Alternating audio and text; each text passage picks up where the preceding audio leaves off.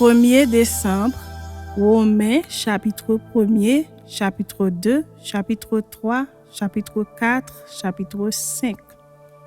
Paul, serviteur de Jésus-Christ, appelé à être apôtre, mis à part pour annoncer l'évangile de Dieu, qui avait été promis auparavant de la part de Dieu par ses prophètes dans les Saintes Écritures et qui concerne son Fils, né de la postérité de David selon la chair, et déclaré Fils de Dieu avec puissance selon l'Esprit de sainteté par sa résurrection d'entre les morts, Jésus-Christ notre Seigneur, par qui nous avons reçu la grâce et l'apostolat pour amener en son nom à l'obéissance de la foi tous les païens, parmi lesquels vous êtes aussi, vous qui avez été appelés par Jésus-Christ. À tous ceux qui, à Rome, sont bien-aimés de Dieu, appelés à être saints, que la grâce et la paix vous soient données de la part de Dieu notre Père et du Seigneur Jésus-Christ. Je rends d'abord grâce à mon Dieu par Jésus-Christ au sujet de vous tous, de ce que votre foi est renommée dans le monde entier. Dieu que je sers en mon esprit dans l'évangile de son Fils, m'est témoin que je fais sans cesse mention de vous, demandant continuellement dans mes prières d'avoir enfin par sa volonté le bonheur d'aller vers vous. Car je désire vous voir pour vous communiquer quelques dons spirituels afin que vous soyez affermis, ou plutôt afin que nous soyons encouragés ensemble au milieu de vous par la foi qui nous est commune, à vous et à moi.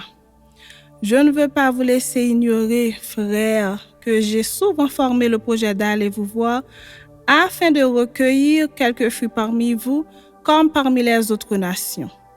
Mais j'en ai été empêché jusqu'ici. Je me dois aux Grecs et aux barbares, aux savants et aux ignorants. Ainsi, j'ai un vif désir de vous annoncer aussi l'Évangile à vous qui êtes à Rome. Car je n'ai point honte de l'Évangile. C'est une puissance de Dieu pour le salut de quiconque croit, du juif premièrement, puis du grec, parce qu'en lui est révélée la justice de Dieu par la foi et pour la foi, selon qu'il est écrit. Le juste vivra par la foi. La colère de Dieu se révèle du ciel contre toute impiété, toute injustice des hommes qui retiennent injustement la vérité captive, car ce qu'on peut connaître de Dieu est manifeste pour eux, Dieu le leur ayant fait connaître. En effet, les perfections invisibles de Dieu, sa puissance éternelle et sa divinité se voient comme à l'œil depuis la création du monde quand on les considère dans ses ouvrages. Ils sont donc inexcusables puisque, ayant connu Dieu, ils ne l'ont point glorifié comme Dieu et ne lui ont point rendu grâce. Mais ils se sont égarés dans leurs pensées et leur cœur sans intelligence a été plongé dans les ténèbres. Se vantant d'être sages, ils sont devenus fous. Et ils ont changé la gloire du Dieu incorruptible en image représentant l'homme corruptible, des oiseaux, des quadrupèdes et des reptiles. C'est pourquoi Dieu les a livrés à l'impureté selon les convoitises de leur cœur, en sorte qu'ils déshonorent eux-mêmes leur propre corps. Eux qui ont changé la vérité de Dieu en mensonge et qui ont adoré et servi la créature au lieu du Créateur, qui est béni éternellement. Amen. C'est pourquoi Dieu les a livrés à des passions infâmes, car leurs femmes ont changé l'usage naturel en celui qui est contre nature. Et de même les hommes, abandonnant l'usage naturel de la femme, se sont enflammés dans leurs désirs les uns pour les autres, commettant homme avec homme des choses infâmes et recevant en eux-mêmes le salaire que méritait leur égarement. Comme ils ne se sont pas souciés de connaître Dieu, Dieu les a livrés à leur sens réprouvé pour connaître des choses indignes. Étant remplis de toute espèce d'injustice, de méchanceté, de cupidité, de malice, pleins d'envie, de meurtre, de querelles, de ruse, de malignité, rapporteurs, médisants, impies, arrogants, hautains, fanfarons, ingénieux au mal, rebelles à leurs parents, dépourvus d'intelligence, de loyauté, d'affection naturelle, de miséricorde, Et bien qu'ils connaissent le jugement de Dieu, déclarant dignes de mort ceux qui commettent de telles choses, non seulement ils les font, mais ils approuvent ceux qui les font. Chapitre 2. Ô homme, qui que tu sois, toi qui juges, tu es donc inexcusable, car en jugeant les autres, tu te condamnes toi-même, puisque toi qui juges, tu fais les mêmes choses. Nous savons en effet que le jugement de Dieu contre ceux qui commettent de telles choses est selon la vérité. Et penses-tu, ô homme, qui juge ceux qui commettent de telles choses et qui les fait, que tu échapperas au jugement de Dieu? Ou méprises-tu les richesses de sa bonté, de sa patience, de sa longanimité, ne reconnaissant pas que la bonté de Dieu te pousse à la repentance? Mais par ton endurcissement et par ton cœur impénitent, tu t'amasses un trésor de colère pour le jour de la colère et de la manifestation du juste jugement de Dieu, qui rendra à chacun selon ses œuvres, réservant la vie éternelle à ceux qui, par la persévérance à bien faire, cherchent l'honneur, la gloire et l'immortalité. Mais l'irritation et la colère à ceux qui, par esprit de dispute, sont rebelles à la vérité et obéissent à l'injustice. Tribulation et angoisse sur toute âme d'homme qui fait le mal, sur le juif premièrement, puis sur le grec. Gloire, honneur et paix pour quiconque fait le bien, pour le juif premièrement, puis pour le grec. Car devant Dieu, il n'y a point d'acception de personne. Tous ceux qui ont péché sans la loi périront aussi sans la loi, et tous ceux qui ont péché avec la loi seront jugés par la loi. Ce ne sont pas en effet ceux qui écoutent la loi qui sont justes devant Dieu, mais ce sont ceux qui la mettent en pratique qui seront justifiés. Quand les païens qui n'ont point la loi font naturellement ce que prescrit la loi, ils sont, eux qui n'ont point la loi, une loi pour eux-mêmes. Ils montrent que l'œuvre de la loi est écrite dans leur cœur, leur conscience en rendant témoignage et leurs pensées s'accusant ou se défendant tour à tour. C'est ce qui paraîtra au jour où, selon mon évangile, Dieu jugera par Jésus-Christ les actions secrètes des hommes. Toi qui te donnes le nom de juif, qui te repose sur la loi, qui te glorifie de Dieu, qui connaît sa volonté, qui apprécie la différence des choses étant instruit par la loi, toi qui te flattes d'être le conducteur des aveugles, la lumière de ceux qui sont dans les ténèbres, le docteur des insensés, le maître des ignorants, parce que tu as dans la loi la règle de la science et de la vérité. Toi donc qui enseignes les autres, tu ne t'enseignes pas toi-même. Toi qui prêches de ne pas dérober, tu dérobes. Toi qui dis de ne pas commettre d'adultère, tu commets l'adultère. Toi qui as en abomination les idoles, tu commets des sacrilèges. Toi qui te fais une gloire de la loi, tu déshonores Dieu par la transgression de la loi.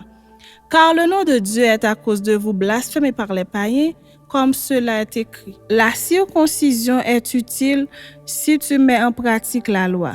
Mais si tu transgresses la loi, ta circoncision devient incirconcision. Si donc l'incirconcis observe les ordonnances de la loi, son incirconcision ne sera-t-elle pas tenue pour circoncision?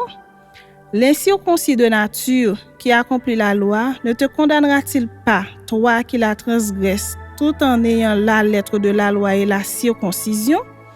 Le juif, ce n'est pas celui qui en a les dehors, et la circoncision, ce n'est pas celle qui est visible dans la chair, mais le juif, c'est celui qui l'est intérieurement, et la circoncision, c'est celle du cœur, selon l'esprit et non selon la lettre. La louange de ce juif ne vient pas des hommes, mais de Dieu. Chapitre 3. Quel est donc l'avantage des Juifs ou quelle est l'utilité de la circoncision? Il est grand de toute manière et tout d'abord en ce que les oracles de Dieu leur ont été confiés. Et quoi? Si quelques-uns n'ont pas cru, leur incrédulité anéantira-t-elle la fidélité de Dieu? Loin de là, que Dieu au contraire soit reconnu pour vrai et tout homme pour menteur, selon qu'il est écrit. afin que tu sois trouvé juste dans tes paroles et que tu triomphes lorsqu'on te juge. Mais si notre injustice établit la justice de Dieu, que dirons-nous? Dieu est-il injuste quand il déchaîne sa colère?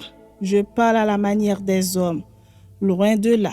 Autrement, comment Dieu jugerait-il le monde? Et si, par mon mensonge, la vérité de Dieu éclate davantage pour sa gloire, pourquoi suis-je moi-même encore jugé comme pécheur?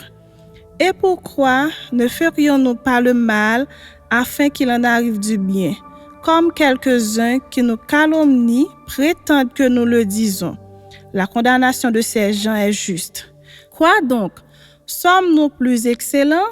Nullement, car nous avons déjà prouvé que tous, juifs et grecs, sont sous l'empire du péché, selon qu'il est écrit. Il n'y a point de juste, pas même un seul. Nul n'est intelligent, nul ne cherche Dieu, tous sont égarés, tous sont pervertis. Il n'en est aucun qui fasse le bien, pas même un seul. Leur gosier est un sépulcre ouvert, ils se servent de leur langue pour tromper, ils ont sous leurs lèvres un venin d'aspic, leur bouche est pleine de malédiction et d'amertume. Ils ont les pieds légers pour répandre le sang, la destruction et le malheur sont sur leur route. Ils ne connaissent pas le chemin de la paix, la crainte de Dieu n'est pas devant leurs yeux. Or, nous savons que tout ce que dit la loi, elle le dit à ceux qui sont sous la loi, afin que toute bouche soit fermée et que tout le monde soit reconnu coupable devant Dieu. Car nul ne sera justifié devant lui par les œuvres de la loi, puisque c'est par la loi que vient la connaissance du péché.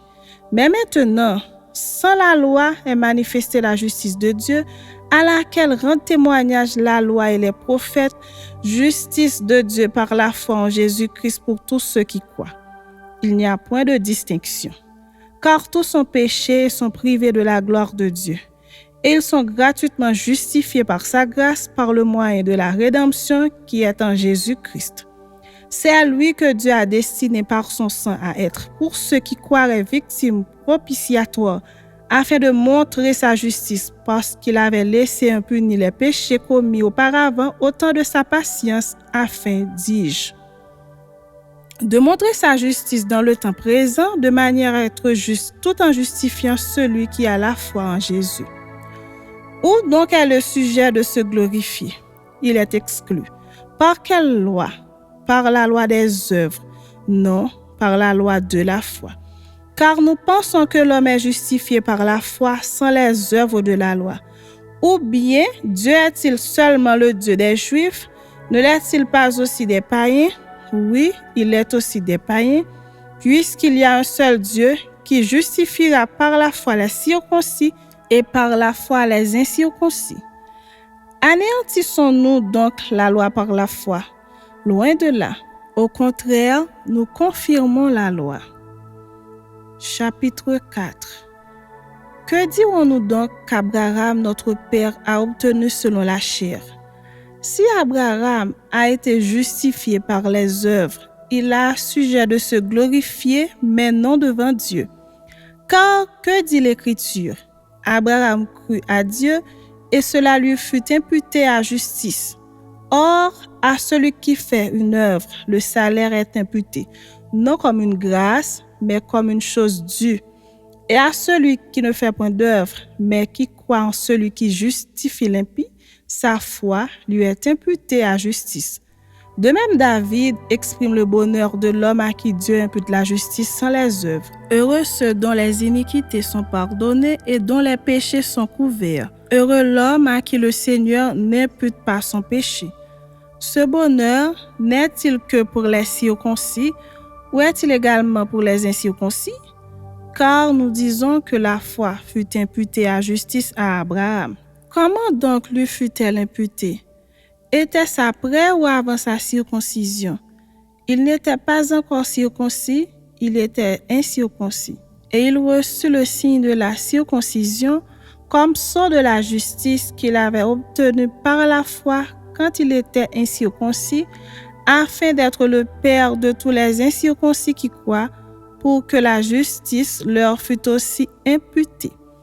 et le Père des circoncis, qui ne sont pas seulement circoncis, mais encore qui marchent sur les traces de la foi de notre Père Abraham quand il était incirconcis. En effet, ce n'est pas par la loi que l'héritage du monde a été promis à Abraham ou à sa postérité, c'est par la justice de la foi. Car si les héritiers le sont par la foi est vaine et la promesse est anéantie, parce que la loi produit la colère et que là où il n'y a point de loi, il n'y a point non plus de transgression. C'est pourquoi les héritiers le sont par la foi, pour que ce soit par grâce, afin que la promesse soit assurée à toute la postérité, non seulement à celle qui est sous la loi, mais aussi à celle qui a la foi d'Abraham, notre Père à tous, selon qu'il est écrit. Je t'ai établi Père d'un grand nombre de nations. Il est notre Père devant celui auquel il a cru, Dieu qui donne la vie aux morts et qui appelle les choses qui ne sont point comme si elles étaient. Espérant contre toute espérance, il crut en sorte qu'il devint père d'un grand nombre de nations, selon ce qui lui avait été dit. Telle sera ta postérité. Et sans faiblir dans la foi, il ne considéra point que son corps était déjà usé, puisqu'il avait près de 100 ans et que Sarah n'était plus en état d'avoir des enfants. Il ne douta point, par incrédulité au sujet de la promesse de Dieu, mais il fut fortifié par la foi, donnant gloire à Dieu et ayant la pleine conviction que ce qu'il promet, il peut aussi l'accomplir. C'est pourquoi cela lui fut imputé à justice. Mais ce n'est pas à cause de lui seul qu'il est écrit que cela lui fut imputé. C'est encore à cause de nous, à qui cela sera imputé, à nous qui croyons en celui qui a ressuscité des morts, Jésus notre Seigneur, lequel a été livré pour nos offenses et est ressuscité pour notre justification. Chapitre 5. Étant donc justifiés par la foi, nous avons la paix avec Dieu par notre Seigneur Jésus-Christ, à qui nous devons d'avoir eu par la foi accès à cette grâce dans laquelle nous demeurons fermes et nous nous glorifions dans l'espérance de la gloire de Dieu. Bien plus, nous nous glorifions même des afflictions, sachant que l'affliction produit la persévérance, la victoire dans l'épreuve et cette victoire, l'espérance. Or, l'espérance ne trompe point, parce que l'amour de Dieu est répandu dans nos cœurs par le Saint-Esprit qui nous a été donné. Car lorsque nous étions encore sans force, Christ, au temps marqué, est mort pour des impies. À peine mourrait-on pour un juste. Quelqu'un peut-être mourrait-il pour un homme de bien? Mais Dieu, pour son amour envers nous, en ce que lorsque nous étions encore des pécheurs, Christ est mort pour nous. À plus forte raison donc, maintenant que nous sommes justifiés par son sang, serons-nous sauvés par lui de la colère? Car si, lorsque nous étions ennemis, nous avons été réconciliés avec Dieu par la mort de son Fils, à plus forte raison, étant réconciliés, serons-nous sauvés par sa vie. Et non seulement cela, mais encore, nous nous glorifions en Dieu par notre Seigneur Jésus-Christ, par qui maintenant nous avons obtenu la réconciliation. C'est pourquoi, comme par un seul homme le péché est entré dans le monde, et par le péché la mort, et qu'ainsi la mort s'est étendue sur tous les hommes, parce que tous ont péché. Car jusqu'à la loi, le péché était dans le monde. Or, le péché n'est pas imputé quand il n'y a point de loi. Cependant, la mort a régné depuis Adam jusqu'à Moïse, même sur ceux qui n'avaient pas péché par une transgression semblable à celle d'Adam, lequel est la figure de celui qui devait venir.